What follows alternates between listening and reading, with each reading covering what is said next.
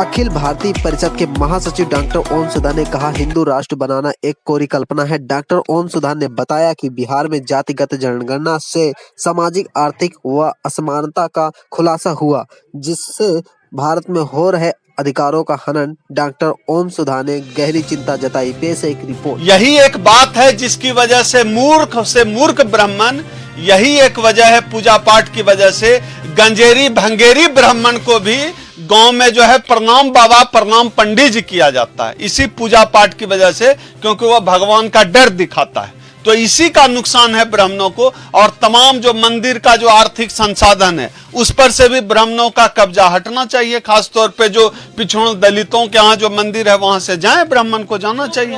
ये स्वर्ग नरक का जो खेल है सारा, यह खेल ब्राह्मण खेलें, वो खुद क्यों नहीं जा रहे हैं स्वर्ग? वो अपने जाने, दलितों पिछड़ों को कहां ले जा रहे हैं? और वो जो कहते हैं खाट चारपाई बेड बिछौना सब तुम हमको दान दो, ब्राह्मण कहता है वो तुम्हारे बाप दादा मरे हुए बाप दादा को पहुंच जाएगा। तो मोबाइल भी एक दे देते हैं, पहुंचा दे मेरे दादा को मोबाइल, बात होगी। ये तो पाखंड है। ये जो देवरिया कांड के बाद यादवों का एक यादव जो उठ खड़े हुए हैं ब्राह्मणों के खिलाफ, तो वो ब्राह्मणों के खिलाफ किसी व्यक्ति के खिलाफ थोड़े ही है। यह जो पाखंड है, यह जो नौटंकी है, यह जो धार्मिक अंधापन है, उसके खिलाफ है। तो उसके खिलाफ तो विज्ञान को बढ़ावा देने की बात, तर्क वितर्क को बढ़ावा देने की बात भारत का संविधान भी कहता है। यह जो आरएसएस की पूरी साजिश है, आरएसएस जो यह साजिश करता है कि तुम हिंदू हो, पिछड़ों को बता देता है, दलितों को बता देता है, तुम हिंदू हो, तुम्हारा दुश्मन मुसलमान है।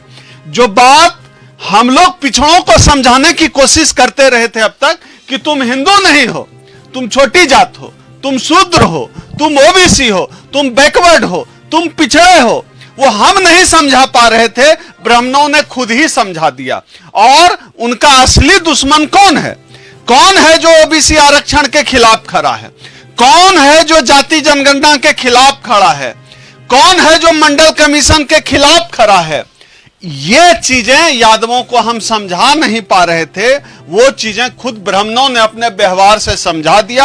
अब यादवों को एहसास हो गया है कि उनका असली दुश्मन कौन है, चाहे देवरिया कांड के बहाने ही, लेकिन यादवों को एहसास आ गया। यह एक अच्छा संकेत है। दूसरी पिछड़ी जातियों को भी समझ लेना चाहिए कि उनका असली दुश्मन कौन है। उनका असली दुश्मन मुसलमान नहीं है, बल्कि जातिवादी सवर्ण और मनुवादी ब्राह्मण है। तो बहिष्कार तो करना ही पड़ेगा। पाखंड का बहिष्कार करना, अंधविश्वास का बहिष्कार करना, यह तो भारतीय संविधान में है कि अंधविश्वास का बहिष्कार, किसी ब्राह्मणवाद का बहिष्कार। ब्राह्मण का बहिष्कार मतलब क्या?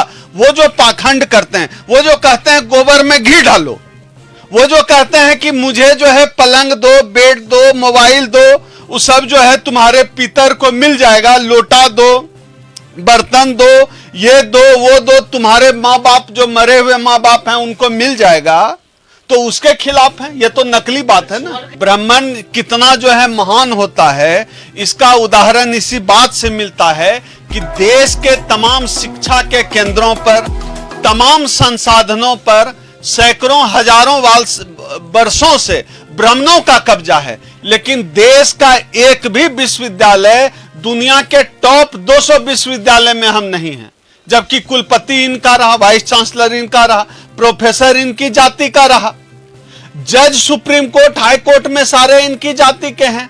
लेकिन देखिए सुप्रीम कोर्ट पर किसको विश्वास है, जुडिशियरी पर किसको विश्वास है? क्या सबको यकीन है कि वहां न्याय मिल जाता है? नहीं यकीन है।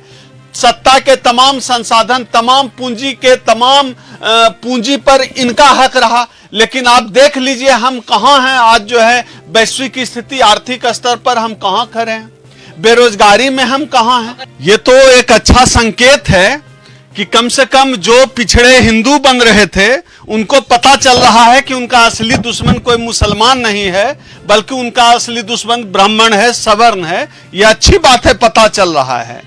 और यादव कम्युनिटी एक बड़ी जनसंख्या है पूरे देश में ओबीसी में, और वो लीडिंग कम्युनिटी है, राजनीति में जो है धमक रखते हैं।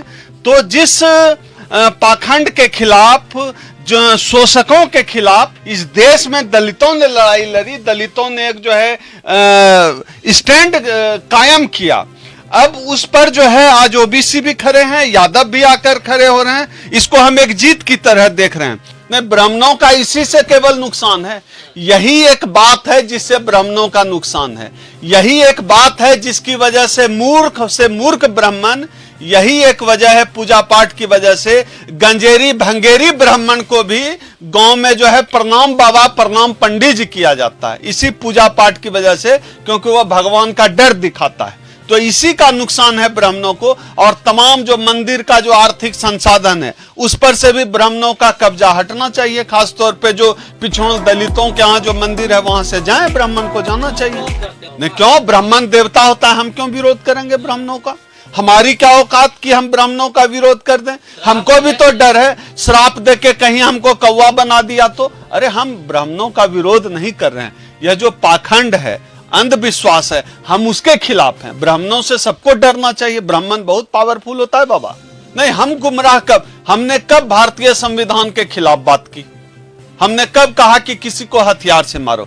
हमने कहा, उन्होंने कहा कि मुसलमान को मारो, तलवार पकड़ो, हिंदू बना रहे हैं। और हम कहते हैं तलवार छोड़ो, हिंदू मुस्लिम का चक्कर छोड़ो, कलम पकड़ो, जज बनो, वाइस चांसलर बनो। पूछो कि नो ही सेक्रेटरी क्यों है पीएमओ में? हम कहते हैं अपनी जाति का जज बनाओ, अपनी जाति का प्रोफेसर बनाओ। आप उनकी संस्कृति को, पुरानी परंपराओं को ऊपर चोट मारते हैं ना। दिक्कत तो ये है ना। देखिए, नहीं, आप ये बताइए हम क्या कहते हैं? हम कहते हैं कि अंधविश्वास छोड़ो। पुरानी परंपरा तो इस देश में सती प्रथा की भी थी, विधवा विवाह का प्रचलन नहीं था, इस बहाने औरतों का शोषण होता था, उसके खिलाफ हैं हम। उनकी परंपरा थी कि हम उनके सामने हमारी परछाई से वो अपवित्र हो जाते थे, हमने उस परंपरा पे लात मारी। तो इस तरह की परंपराओं को हम, बाबा साहब डॉक्टर अंबेडकर, ई रामास्वामी पेरियार, ज्योतिबा फुले, सबने लात मारी और हम लोग भी लात मार रहे हैं। इस परंपरा को रोज ही हम लात मारेंगे जो हमको मनुष्य मानने से इनकार करता है। रामलीला हो रही है, चारों तरफ राम राज्य चल रहा है पूरे देश में। राम राज्य चल रहा है तब तो रोहित वेमुला को सुसाइड करना पड़ता है। रामलीला चल देश में जो है, राम का राज आ गया तभी तो डॉक्टर रितु सिंह को न्याय के लिए बैठना पड़ा है विश्वविद्यालय में। मुथु कृष्णा को सुसाइड करना पड़ा है। हाथरस में हमारी बहू बेटी के साथ रेप करके मार दे रहे हैं। तो राम राज तो है इनका, पढ़ने नहीं दे रहे हैं हमें। योगी जी लाखों दिए जलवाएंगे दीपावली पर अब अयोध्या में। इस देश में यही होगा, दिया जलेगा, मोमबत्ती जलेगा, पूजा होगा, भव्य मंदिर बनेगा। लेकिन यह डॉक्टर अंबेडकर की परिकल्पना का भारत नहीं है।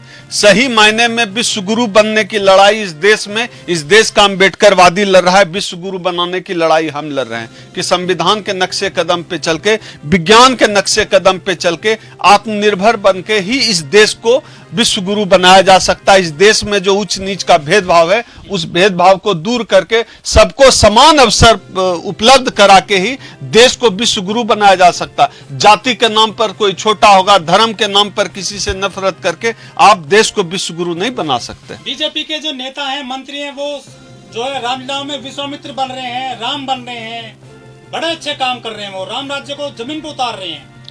अब देखिए क्या है कि हंसना भी चाहिए कभी, तो अच्छी बात है।